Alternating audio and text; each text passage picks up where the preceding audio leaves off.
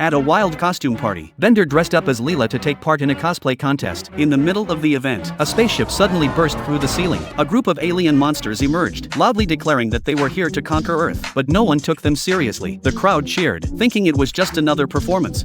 Damn, that's a good costume. The Monster King was shoved off the stage, humiliated and confused. When he returned home, his wife was furious that he had failed to conquer Earth. She threw him out of the house, homeless and defeated. The once mighty king went to seek help from Leela. The next morning, the crew found the Monster King curled up on the couch. It's unbelievable that a king like him has fallen to such a state. After much persuasion, the king decided to take a vacation. After getting himself a new outfit, the king joined them for a night out at a club. When Bender saw the king's ideal type, he was completely dumbfounded. Just then, a woman walked by. They immediately fell in love with each other. The next day, the king happily told everyone about his new romance. Leela was critical, reminding him that he still had a wife back home. But Fry brushed it off as something perfectly normal for men. That night, the monster woman invited the king back to her home. She passionately kissed him, but just as guilt began to creep in, she suddenly stood up